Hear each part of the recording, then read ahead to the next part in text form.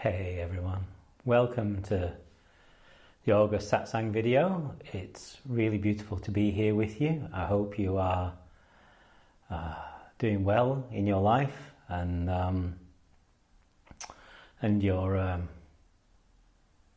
shining of the light out into the world through the sort of the mandala that you're making.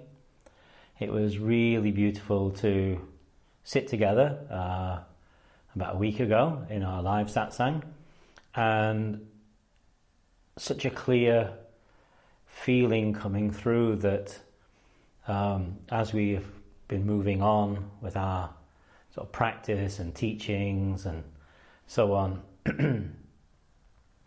that you are the mandala,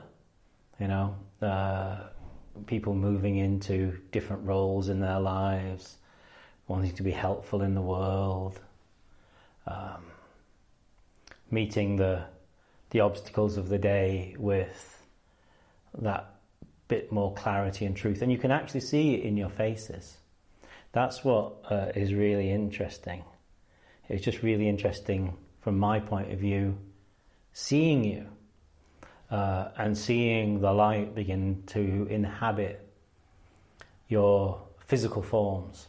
And then, as we've talked about a lot recently, moving out more in genuinely meaningful action. And yet the forms are very different, for each of you, what you're doing and so on.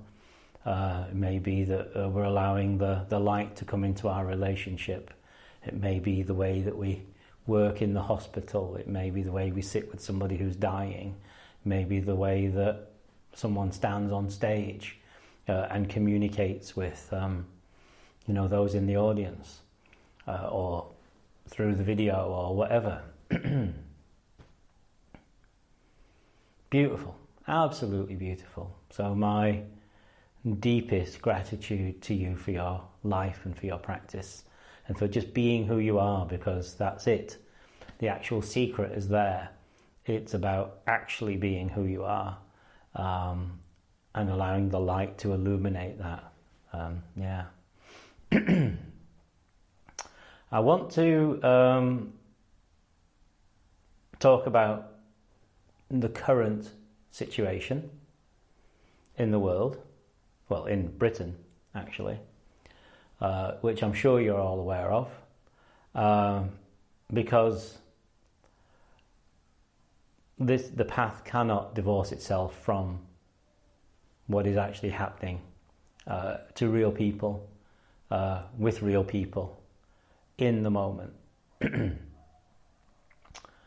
And while we work on understanding the ground of being, as we've been discussing, being like the primary initial spiritual concern when we begin to tread the path, and we can either take a structured approach to that or a directly pointed approach. I am more of a direct pointer as a teacher, but I do understand that people need structures too, so I do my best to create structures, but I find that the hardest work of all, actually, to work in that way, because my own change was direct, and so I have to kind of rethink everything and trying to kind of put it into some sort of conceptual framework, which of course what we're talking about is beyond concept. Let me grab my cup of tea. And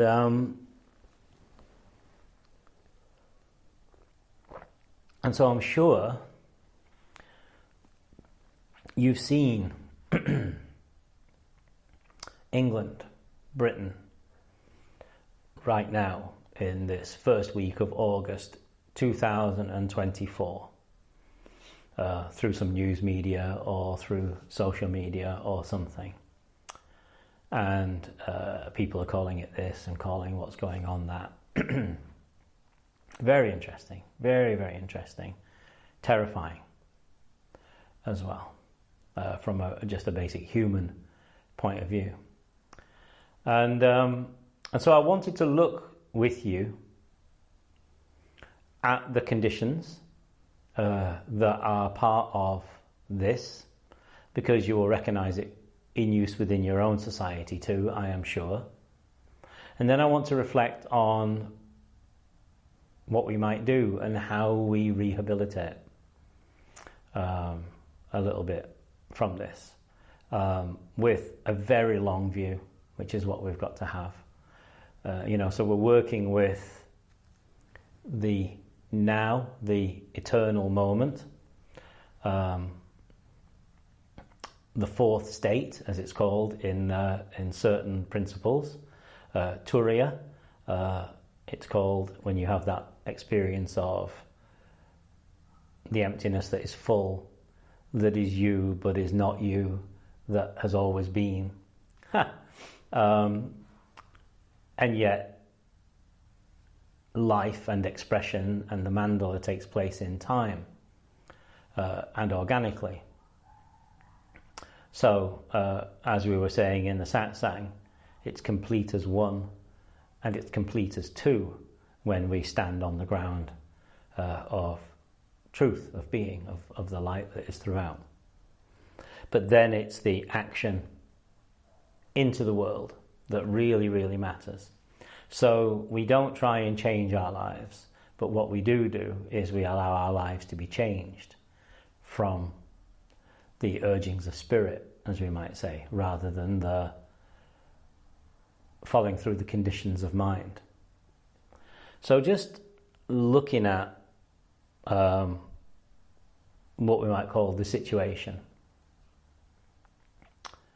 I just want to invite you to take a moment to feel that for yourself. If you don't know what I'm talking about, I invite you to go access TikTok and type in British riots, something like that. TikTok is probably the best place to look because it's more unfiltered.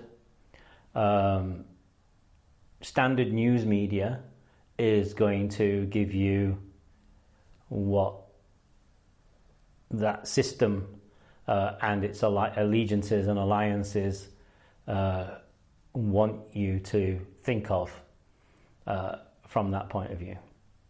So I invite you to pause this if you don't know what I'm talking about and go and have a look. Or if you do know, then sit with it for a moment. And sit with it in the heart of wisdom, in the light of self.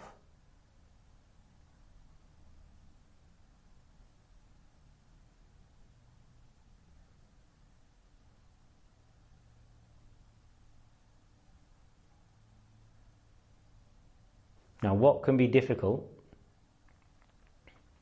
is because we're moving in the nameless realm, it can be hard to name things. It can be hard to explain things. But the heart of the light, the wisdom in us, sees. And it is the wisdom that we need individually. So what we see structurally, and we always have to look at the structures, is we see that the UK has United Kingdom. I'm going to have to change the name. The UK has recently become a vassal state, and much in the same way, in political terms, much in the same way that the US is a vassal state. And so there's always a function being played out through that. And what we've seen for the longest time is influence into education, which has kind of deprived people of knowledge of the light that is. So, but not just within education, but within the culture as well, generally. So the removal of the arts from culture, the removal of culture from the culture, the removal of, the humanities and so on, as well as the non-teaching of history in a meaningful, understanding way, and so on. And you can build something over a long period of time, and this is how regimes work. In a kind of a long, it's a long playbook. 80 years, we talked about this, that the span of a human life-ish is a great way to radicalize a population or create what you want within it through the kind of the filtering in of ideas, because there's the reaction to what came before, which lasts about 20 years. Then there's the middle years of kind of comfort and complacency, and then there's the tip back over into the stuff from before, because it didn't get healed during that time, because we expect things to be automatic. We expect love and healing and democracy and so on to be automatic. So what we've actually seen in using our language here is we've seen the creation of a weaponizable pain body populace.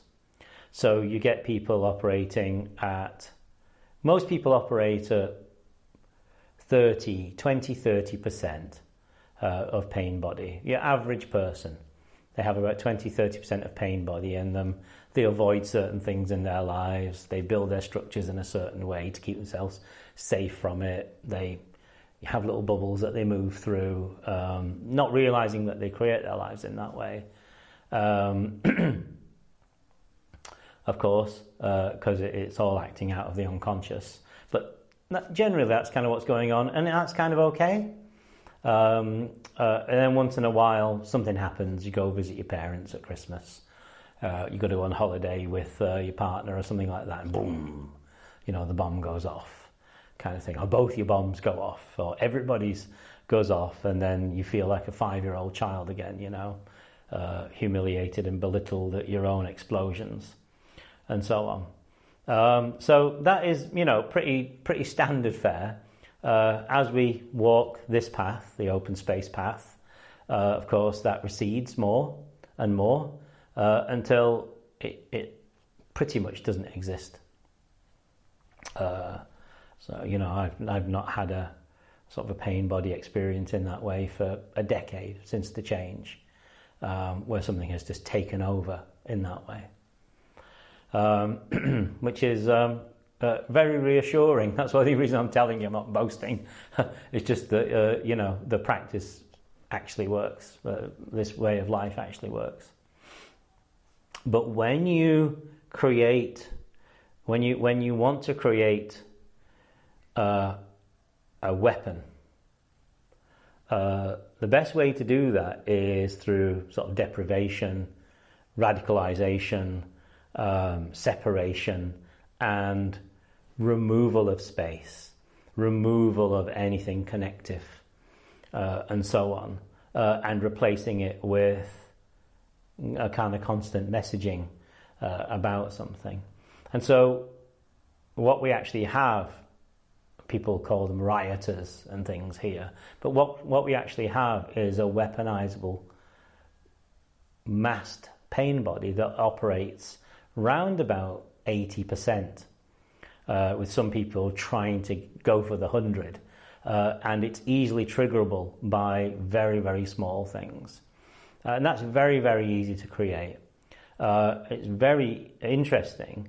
One of the, this is purely psychologically, we're talking, is that if you create the conditions in the right way so that parents and children don't form proper attachment bonds, which often happens not just in like what we might call the lower class It happens very much in the middle classes too, through sort of distancing and egoic ideas of self and so on. And the higher up you go, the weirder it gets, actually. The more upper class, the weirder it gets. So there's lots of dissociative stuff goes on. And whichever of the classes, if you work with that structure, forgive me for working with these structures today, if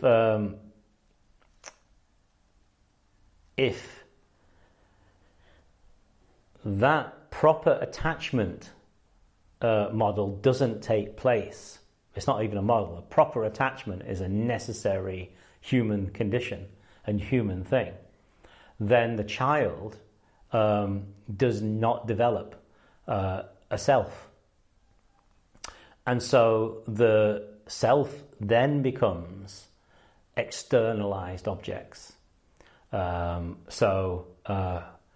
Nationality, nation state, political class, us against them.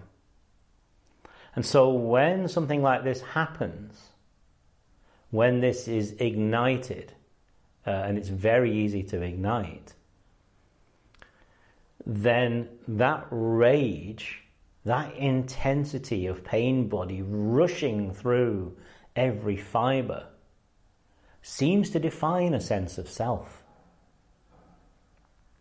Not only a sense of self, but then a sense of community too, because there are others just like you, and you have an enemy. You have an enemy. These brown people, these black people, these people who, come over here or whatever. And of course you don't know your own history. You don't know the effect of your history on the lives of others, and the continuous pressure on those people throughout their lives, and the denial of opportunity and so on.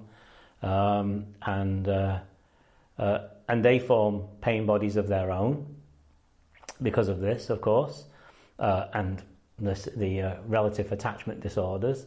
And you have a very manipulable situation on your hands. So that is kind of what's going on. That's from, the perspective of consciousness. A friend of mine visited the other night, and was making the argument that these people are unintelligent, which may be true, but it's not true, because the instigators of these things, the ones who push and pull and control these things, we've all come across highly intelligent people who use their intelligence for no good whatsoever, for evil. In fact, we might use the word evil today, and so all you got to do is look at the sort of social media sphere. Certain peoples use their intelligence, so-called intelligences, for evil and division, and they end up as professors of this, that, and the other. A lot of these people too, So you can have really unpleasant, intelligent people doing terrible, terrible things, or engendering terrible, terrible things. So it's got nothing to do with intelligence. So what's it got to do with? And so I was saying to Rob, my friend, that it's actually a matter of consciousness. So if you have absolutely no space whatsoever within you, the pain body wants to explode out all of the time, at any chance it gets, because at least there's a sense of freedom in that. So the process of rehabilitation, we might say, and this is for ourselves and for others, if we find ourselves in kind of closed states and not in the open space, is about working with consciousness. And it's really quite simple to work with consciousness, but it's really quite easy to suppress it as well. So if you look at the bottom layer of Maslow's hierarchy of needs, which I'm not a fan of, but will do for this moment, as it were,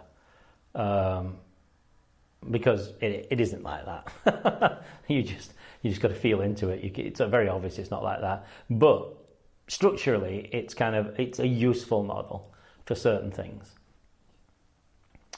And so, if you remove security around food, security around shelter, you remove security, work security, you have no sense of belonging, no sense of connection, no sense of proper sexuality, and so on. If those things are limited, imagine the simulacrum available to us now through our phones, for example, that not just in terms of kind of messaging, which creates pain body, but, pornography instead of intimacy and connection, for example, and sexuality. Closed worlds, simulating human connection, Instagram and so on, but no movement towards any actual human friendship and connection based in the values that we talk about, friendliness and love and kindness and spirit and so on, that naturally make friendship, relationship and so on. So we have to work with consciousness, and the way we work with consciousness is by creating spaces where people in some way, in any way, structurally, genuinely can experience any fragment of the light that is throughout. And it's really interesting what came to me as a route that helps people, which you might be surprised by, but it's reading. But, of course, getting people to read is another matter kind of thing. And not reading as like the identity of being an intellectual. I know plenty of people like that, and in the world I move through. But I mean just reading. I remember being 13, 14 years old. I should have brought it with me to show you. And I might have been 16 at some point. And I'm round at my beloved friend Sam's house. You've heard about Sam, my beautiful friend Sam. And I used to sleep over there a lot. And I remember picking up, just because it was there, Jonathan Livingston Seagull. And it introduced me to what I did not know I needed. And what I was wanted to show you was, I've forgotten, is for my 60th birthday, I happened to be walking along, went into this antique bookstore, and was not first edition of Jonathan Livingston, but the first British edition of a hardback of Jonathan Livingston Seagull with really high quality paper in it.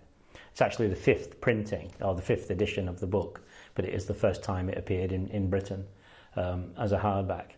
And really highly produced, highest quality sort of thing. And I'm rereading it right now, and it's such a thing of beauty.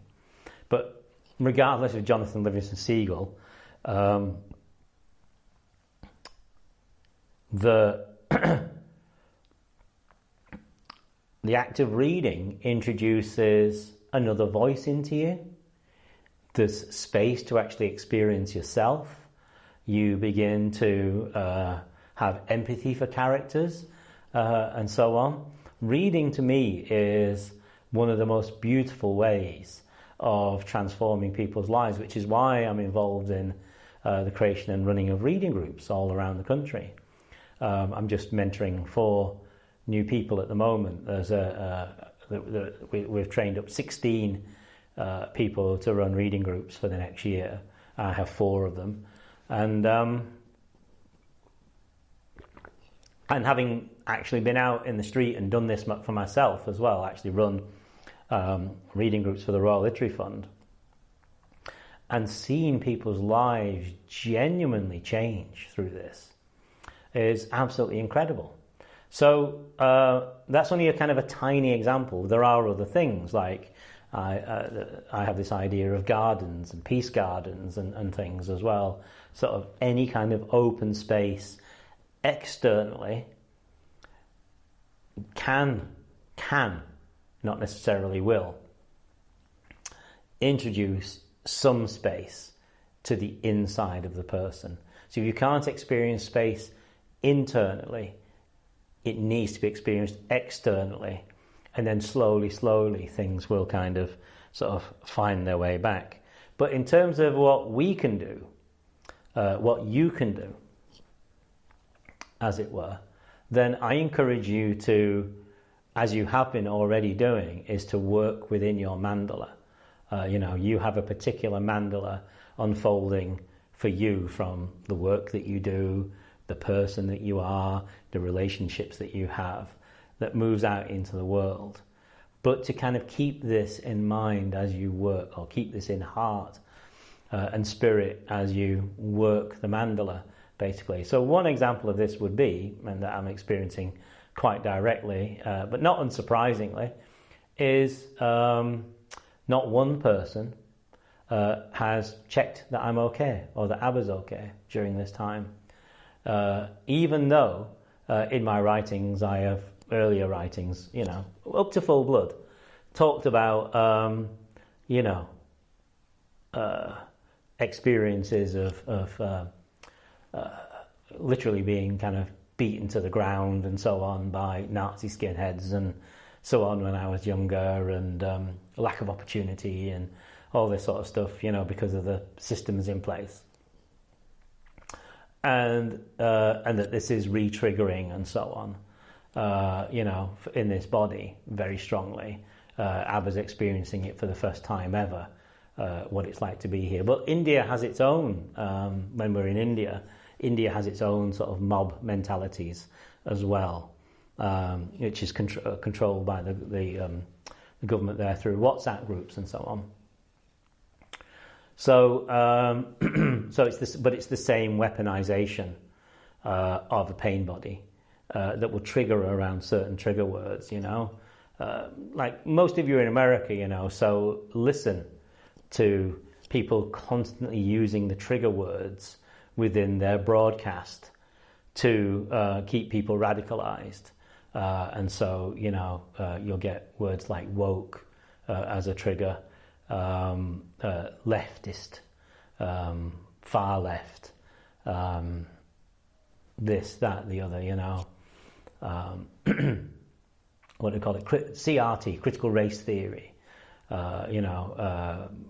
Black Lives Matter, So there'll be these anti-messages all of the time. And that's from one side to the other, but then from the other side, then there's other messaging, and it'd be very easy to mistake the other side of this thing as being in any way better. We can mistake it as being so because we may benefit from it in some small way. It's always small ways. The economy might be slightly better under this lot, but we're committing a genocide at the same time, So we're not ready to move beyond these systems yet. But that doesn't mean to say that we don't see them for what they are, and so we have to do the best we can within them. But our intention for structural change, stemming from the truth of the light that is will bring better changes. But we have been taught to not create structural change. We've been taught to make noise protest, say oh dear about things, which I've made a joke out of on social media these days. Every time something happens, I just write oh dear, which some people get the joke, and others just don't know what I'm doing. But there you go. It's just me being Irish, or partially Irish. And enjoying that kind of part of my mandala, that part of the expression. You may, if you've got that humour, you may as well do something with it. So one of the things we can do is look for areas of structural change within our own mandala. But prior to that, we can check if people are okay.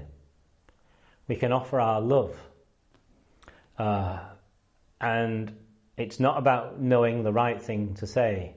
You get this a lot when, somebody dies. No one comes to visit you. Because, I didn't know what to say. They say, when they finally talk to you. I'd have come round, but I didn't know what to say. And of course, it's about turning up, not about what you say. It's about turning up and saying, I don't know what to say, but I'm here. I don't know what to say, but I'm standing with you. It's exactly the same as internal family systems. We say these to our own parts as we're going through our healing, inner child work and so on. I don't know what to do, but I'm here. Self is here. I am here with you. I'm going to stand beside you and I'm not going to let you go. I will be here. Oh, I know, I'll make you some food. Something like that, So, from the light that is, we actually do need to start doing some actual things. And I find that this time, as dangerous as it is a great teacher. Everything is a great teacher. Every moment has a lesson in it. And this is such a lesson. Because the media and the press will have you looking just at the edge of the wave and saying, this is terrible, how the hell did this happen, what a shock. It is. But actually, you're capable of looking at the ocean. You know the ocean because the ocean is you. And so you can see the dependent arisings that lead to these things. You have that wisdom in you through the way that we work. It's already in you, it's just that we have ways of working with that. And we're not just stumbling about. So we look. And, you can follow the money. That will always tell you really what's going on. A lot of the time, if you want to know what's going on. And you can follow the larger structure very easily by looking at the object consciousnesses involved. And you see that it's all based on a delusion of stemming from not knowing the truth of the light that is throughout, through not knowing the ground of being. And so the world is attempted to be made by that lack of consciousness into visions of itself over and over again. Whereas when we work with the truth of the light that is, then we start to make the world in the way that it was intended to be, and our lives as well.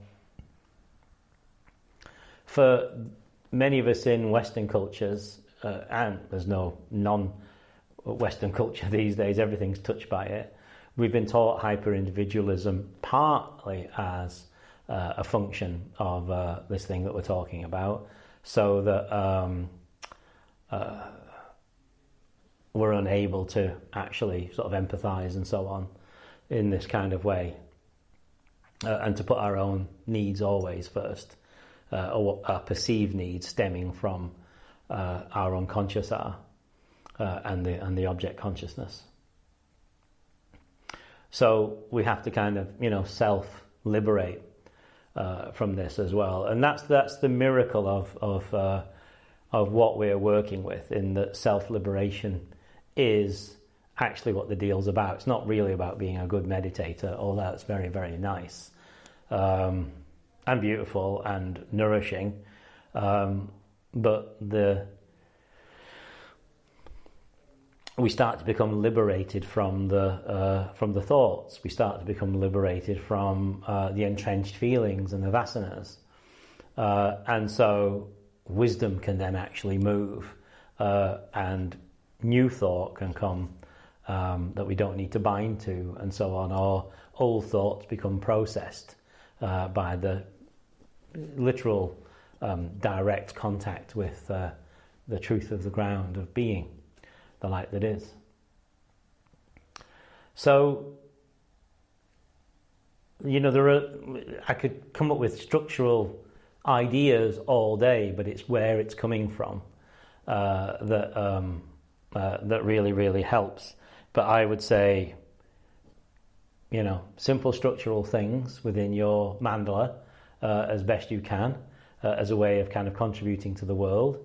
And you're already doing that, each one of you. That was so clear the other night. But more importantly than that right now is to step out of the hyper-individuality, if that's still affecting you, and the bubble of comfort that sometimes sits around that, and to see if people are okay. Offer your love and support in the most meaningful way, which is not necessarily words, but actual presence, and so on. England is, not in a good way, and it's not a surprise. It's been like this the whole time. Just that it was kind of quiet about it, and then people think that it's gone. And this is how we lose the world. This is how democracy is taken away. This is how you lose reproductive rights. This is how you, lose anything by assuming that it will be there always, and by spiritual bypassing, which is what another tool of this way of doing things, the hyper-individualized, vassal way of doing things. So,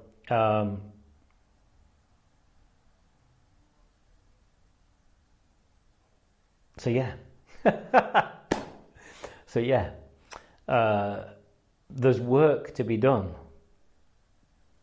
as it were, and yet here we are at the same time. So it's really dangerous here. Fortunately, there are people infiltrating into these spaces and able to share where things are going to be happening, because there's all sorts of Telegram channels and all sorts kind of being used to, organize these pain body explosions against other people for daring to, not die in wars and so on, of the colonial entities' makings. So, it's a huge thing that we're working with, as it were, and we're not going to change that structure immediately, basically, but the depth of our practice, the honesty and integrity of our practice, and the understanding of beginning to work with our mandala means that we are in right activity, basically. And I don't know if I said it or not, but what the great opportunity is of this time is that we're really seeing things for what they are. Each of these things, if we look beyond the edge of that wave, is really showing us the conditional aspects of things. And it's heartening to see that some people are actually starting to see, which is fantastic. But unfortunately, again, we're trained in reactivity rather than response, and so on, a lot of the time. So we have to work with proper response, with true wisdom, with the heart of love that changes things in the right way, that isn't just another plastering on top of things, that it is movements of realization and actuality.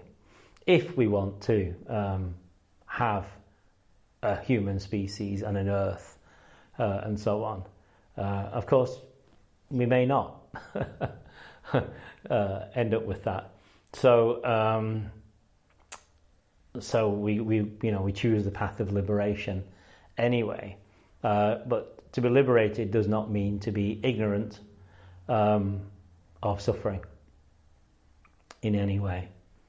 And every one of those people, the people on the receiving end are suffering, and the people causing the suffering are suffering. And so it's a huge deal. And I sat in a coffee shop this morning, just before coming here. I made a couple of notes for this. And I watched somebody who is a more concerned person, shall we say, speaking their concerns to somebody who is extremely comfortably off, has learnt the kind of the English middle class way of saying "oh dear" but not allowing their heart to be touched in any way by anything outside of themselves, thinking that they are escaping and protecting themselves, and yet literally being entirely cut off from life and suffering the karma in that moment of that removal of self and the lack of access to sort of the truth of what is. So it's showing us all the time in everything, the Dharma is in everything, the truth of life is in everything, and the path is showing itself to us at all times, which is beautiful to know. Let's leave it there.